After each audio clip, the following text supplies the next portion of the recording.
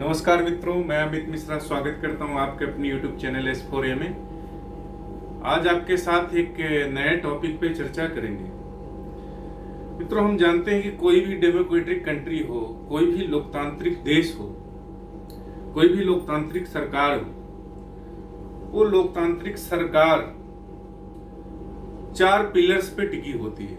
वो 4 पिलर्स कौन कौन से हैं जिन पे वो टिका होता है? व्यवस्थापिका, कार्यपालिका, न्यायपालिका और मीडिया। व्यवस्थापिका का क्या काम होता है? व्यवस्थापिका का काम होता है कानून बनाना। व्यवस्थापिका या संसद का काम होता है कानून को बनाना। कार्यपालिका का काम होता है कानून को लागू करवाना।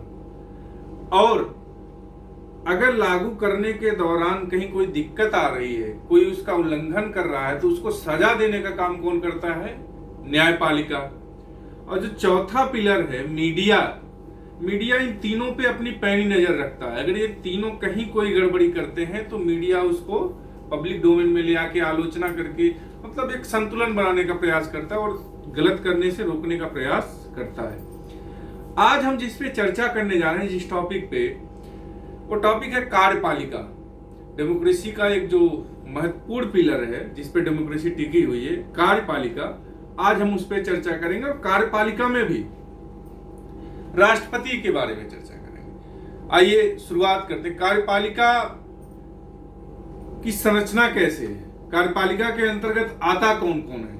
जब हम कार्यपालिका की बात करेंगे, जहां तक भारत में कार्यपालिका की बात जब हम करते हैं, तो भारत की कार्यपालिका में राष्ट्रपति, उपराष्ट्रपति, प्रधानमंत्री, महान्यायवादी, ये 4 लोग जो भारत सरकार की जो केंद्रीय या संघीय कार्यपालिका है, ये 4 लोग उसके अंतर्गत आते हैं। इसके अलावा कार्यपालिका को क्लासिफाई करने का एक और तरीका है, अस्थायी कार्यपालिका और अस्थायी कार्यपालिका। अस्थायी कार्यपालिका वो होती है जिसमें ब्यूरोक्रेट्स वगैरह होते हैं जो सिविल सर्विसेज इत्यादि से चुन करके भारत की सेवाओं में सिविल सर्विसेज में जाते हैं। एक फिक्स एज तक 60 साल या 62 साल तक अपनी जो जॉब होती है करते हैं और उस दौरान कार्यपालिका संबंधित कार्य को करते हैं। उसके अलावा जो अस्थायी कार्यपालिका है, अस्थायी कार्यपालिका में क्या होता है? प्रधानमंत्री, राष्ट्रपति, मंत्रिपरिषद इत्यादि जो एक शॉर्ट टर्म के लिए 5 साल के लिए जिनका चुनाव होता है और उस दौरान वो अपने दायित्वों का निर्वहन करते हैं, तो ये अस्थायी कार्यपालिका के अंतर्गत आते हैं। आइए शुरुआत करते हैं राष्ट्रपति से। राष्ट्रपति की जब हम बात करते हैं तो राष्ट्रपति जो भारत देश है, हमारे देश का सर्वोच्च नागरिक है। भारत का सर्वोच्च नागरिक कौन है? राष्ट्रपति या प्रथम नागरिक भी कह सकते हैं। जो कार्यपालिका संबंधी जो शक्ति है हमारे देश की, वो सब राष्ट्रपति में निहित है। लेकिन चूंकि हमारे देश में संसदीय व्यवस्था को अपनाया गया है, इसलिए जो उसकी कार्यपालिका जो संबंधी जो शक्तियां हैं वो नाम मात्र की हैं। अब यहां विषय आता है कि संसदीय व्यवस्था, देखिए जो सरकार है वो सरकार 2 तरीके की व्यवस्थाओं से चलती है। एक अध्यक्षीय प्रणाली है, एक है संसदीय प्रणाली। जो संसदीय प्रणाली होती है, संसदीय प्रणाली में कार्यपालिका का और संसद का बड़ा गहरा संबंध होता है। कार्यपालिका और संसद का जो संबंध होता है बहुत गहरा होता। आमतौर पे कार्यपालिका के जो सदस्य होते हैं वो कहीं न कहीं किसी न किसी रूप से संसद से जुड़े होते हैं। तो इस व्यवस्था में जो राष्ट्रपति के जो अधिकार होते हैं वो नाम मात्र के होते हैं। सिर्फ एक संवैधानिक प्रमुख होने के नाते उनके अधिकार होते हैं। तो हमने राष्ट्रपति के बारे में एक जनरल जानकारी ली। अब एक एक करके राष्ट्रपति से संबंधित जो प्रावधान है, उनकी योग्यता क्या है, उनका चुनाव कैसे होता है, उनके वेतन भत्ते इत्यादि जो है उनके बारे में चर्चा करेंगे, उनकी शक्तियों के बारे में चर्चा करेंगे। आइए शुरुआत करते हैं एक एक करके। राष्ट्रपति की जो योग्यताएं हैं,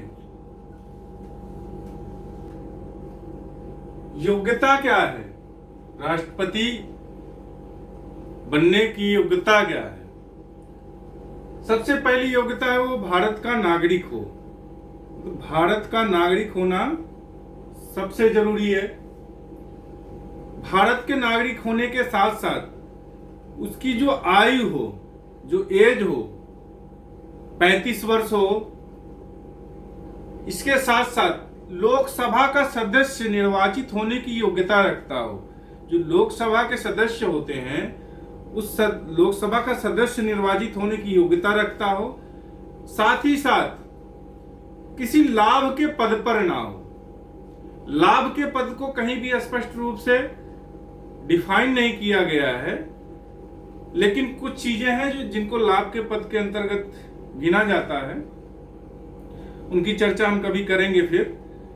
इसके अलावा राष्ट्रपति का जो निर्वाचन होता है वो कैसे होता है, राष्ट्रपति का चुनाव कैसे होता है।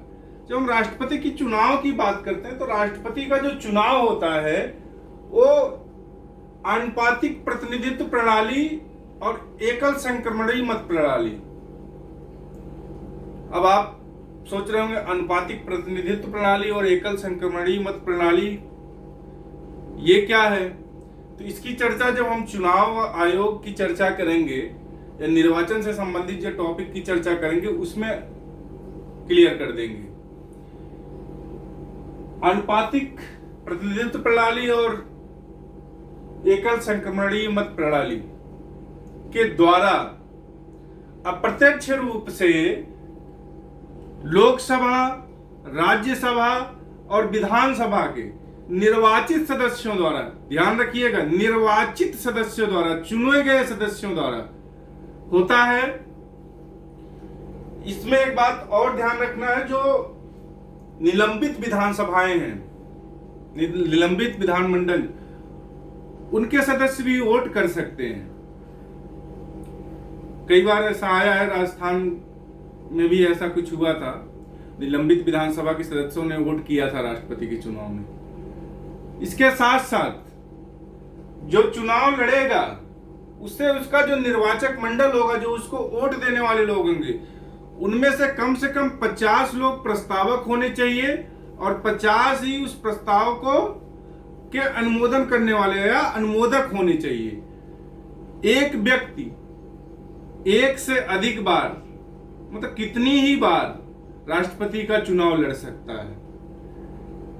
इसके अलावा राष्ट्रपति के चुनाव से संबंधित जो विवाद हैं, उन विवादों का जो निपटारा है वो निपटारा कौन करता है? अगर कभी कोई विवाद हो जाए तो विवादों का निपटारा जो है उच्चतम न्यायालय में होता है। एक बात और ध्यान देना है, कुछ एक संघ शासित प्रदेश भी हैं जिनके विधानसभाओं को राष्ट्रपति के निर्वाचक मंडल के अंतर्गत, विधानसभा के सदस्यों को राष्ट्रपति के निर्वाचक मंडल के अंतर्गत रखा गया है।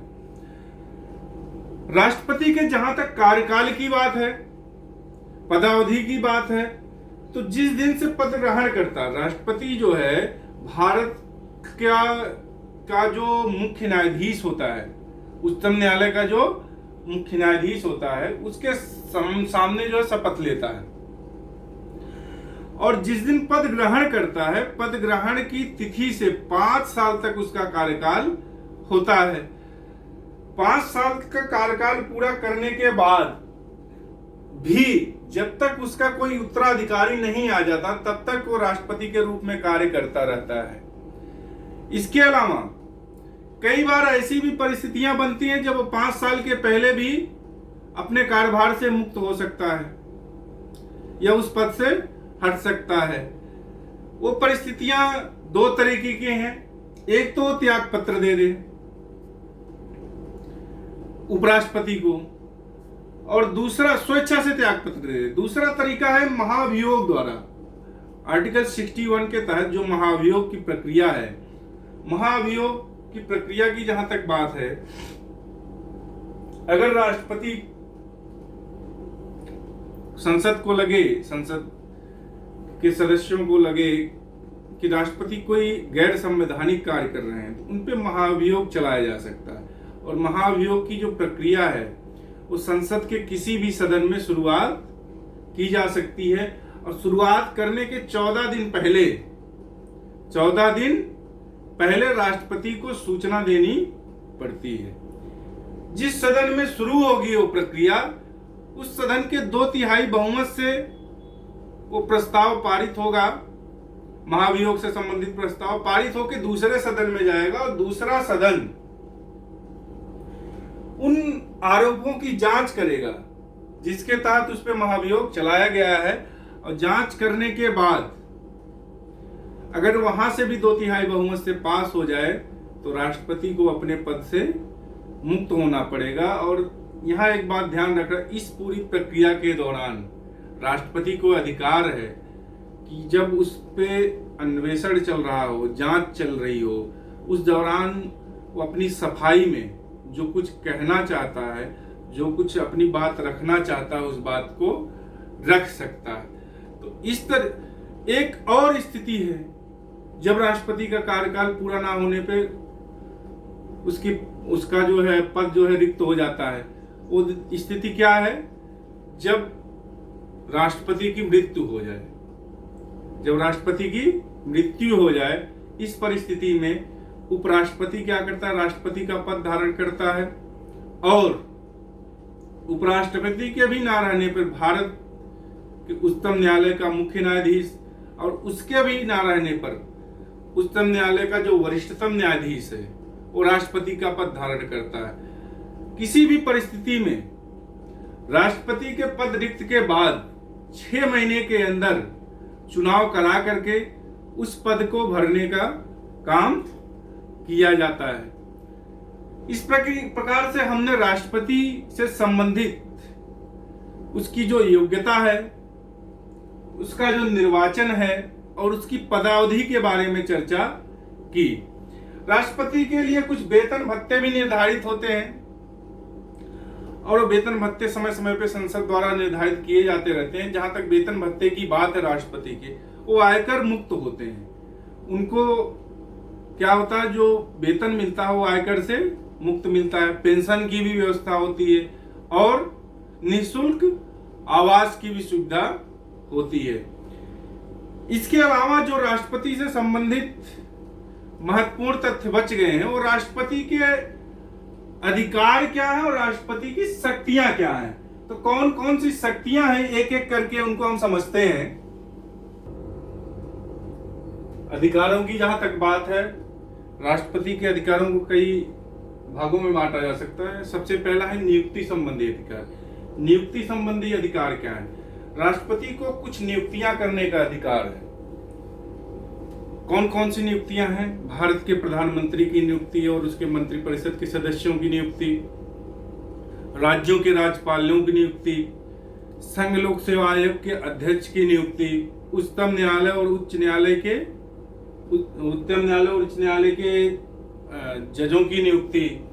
इसके अलावा जो है अनुसूचित जाति आयोग, अनुसूचित जनजाति आयोग, पिछड़ा वर्ग आयोग, चुनाव आयोग इत्यादि के जो अध्यक्ष होते हैं उनके नियुक्ति संबंधी प्रावधान, महान्यायवादी, नियंत्रक, महालेखा परीक्षक, इन सब के नियुक्ति से संबंधित अधिकार किसके पास है? राष्ट्रपति के पास है। नियुक्ति संबंधी अधिकार के बाद आता है विधायी शक्तियां। विधायी शक्तियां हम जानते हैं कि जो राष्ट्रपति होता है वो संसद का एक अंग होता है, महत्वपूर्ण अंग होता है। और संसद से पारित जो विधेयक होते हैं वो लास्ट में जब राष्ट्रपति के पास जाते हैं और राष्ट्रपति उन पे साइन कर देता है, उसके बाद ही वो कानून बन पाते हैं। तो राष्ट्रपति का विधायी अधिकार है कि कोई भी विधेयक, कानून तभी बनेगा जब उस पर राष्ट्रपति साइन करेगा। इसके अलावा राष्ट्रपति के पास संसद का सत्र बुलाने का, सत्र को समाप्त करने का, लोकसभा को भंग करने का, संसद के संयुक्त सत्र को संबोधित करने का, संसद के दोनों सदनों को संबोधित करने का, इस तरीके के कई सारे प्रावधान हैं, कुछ एक विधेयक हैं जो बिना राष्ट्रपति के अनुमति के संसद के सदन में नहीं लाए जा सकते, उनसे संबंधित प्रस्ताव। तो इस तरीके से जो विधायी शक्तियां हैं राष्ट्रपति के, उसके अलावा संसद के सदस्यों का मनोनयन, संसद के दोनों सदनों चाहे लोकसभा और राज्यसभा, लोकसभा में अगर राष्ट्रपति को लगता है कि आंग्ल भारतीय समुदाय के सदस्यों का प्रॉपर जो है उनका रिप्रेजेंटेशन नहीं है, उनका प्रतिनिधित्व नहीं है, उस स्थिति में राष्ट्रपति क्या कर सकता है, 2 सदस्यों को मनोनीत कर सकता है आंग्ल भारतीय समुदाय से। उसके अलावा जो राज्यसभा है, राज्यसभा में साहित्य, कला, विज्ञान इत्यादि के क्षेत्र में ख्याति प्राप्त लोगों का मनोनयन कर 12 सदस्यों का मनोनयन कर सकता है। कहां? राज्यसभा में। तो ये राष्ट्रपति के मनोनयन संबंधित अधिकार हुए। जब राष्ट्रपति को लगता है संसद के जो दोनों सदन है, संसद का सत्र ना चल रहा हो, कानून बनाने की स्थिति ना हो, कानून कब बनेगा? जब संसद का सत्र चल रहा होगा। उस परिस्थिति में कोई जरूरत पड़ जाए तो उस दौरान राष्ट्रपति अध्यादेश जारी कर सकता है। अनुच्छेद 123 के अंतर्गत राष्ट्रपति को अध्यादेश जारी करने का अधिकार है। परामर्शदात्री अधिकार, परामर्शदात्री अधिकार क्या है? राजनीतिक, राष्ट्रीय और सामाजिक महत्व के जो विषय हैं उन पर राष्ट्रपति उच्चतम न्यायालय से सलाह ले सकता है। सलाह ले सकता है, लेकिन उस सलाह को मानने के लिए बाध्य नहीं है। अनुच्छेद 143 के अंतर्गत ये व्यवस्था की गई है। सैनिक शक्ति क्या है राष्ट्रपति की? हम जानते हैं राष्ट्रपति क्या होता है, तीनों सेनाओं का, जल, थल और वायु, तीनों सेनाओं का राष्ट्रपति क्या होता है? कमांडर इन चीफ होता है, तीनों सेनाओं का प्रमुख होता है। इन शक्तियों का निर्वहन और संसद के नियंत्रण में करता है। राष्ट्रपति को युद्ध की घोषणा करने का, शांति की घोषणा करने का इत्यादि का क्या है? अधिकार है। राजनीतिक शक्ति क्या है? हमारे देश के जो भी संधि या समझौते होते दूसरे देशों के साथ, उन सब पे क्या होता है? राष्ट्रपति का साइन होता है। तो राष्ट्रपति क्या है? हमारे देश का संवैधानिक प्रमुख है। तो ये राष्ट्रपति की राजनीतिक शक्तियां हो गई। इसके अलावा आर्टिकल 72 के अंतर्गत राष्ट्रपति को क्षमा दान की भी शक्ति है। क्षमा दान की भी शक्ति है। किसी को कोई सजा मिली है तो उस सजा को क्षमा करने से भी संबंधित राष्ट्रपति के पास शक्ति है। और उस दंड को राष्ट्रपति क्या कर सकता है? या तो क्षमा कर सकता है पूरी तरीके से, या उसका प्रविलंबन कर सकता है, परिहार कर सकता है, या लघुकरण कर सकता है। तो इस तरीके से क्षमादान, आर्टिकल 72 के अंतर्गत राष्ट्रपति के पास क्षमादान से संबंधित शक्तियां हैं। इसके अलावा आपातकाल की स्थिति में राष्ट्रपति के पास क्या क्या शक्तियां हैं?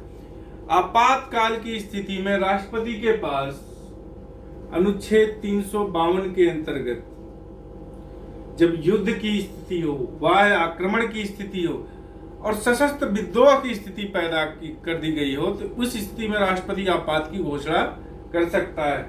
इसके अलावा अनुच्छेद 356 के अंतर्गत किसी राज्य में राष्ट्रपति को लगता है कि संवैधानिक तंत्र विफल हो गया है, तो 356 के अंतर्गत राष्ट्रपति उस राज्य में राष्ट्रपति शासन की घोषणा कर सकता है। अनुच्छेद 360 के अंतर्गत वित्तीय आपात की घोषणा कर सकता है। क्या कर सकता है? 360 के अंतर्गत वित्तीय आपात की घोषणा कर सकता है। इसके अलावा राष्ट्रपति की एक जो और शक्ति है, जेबी वीटो हम जिसको कहते हैं। जेबी वीटो क्या है?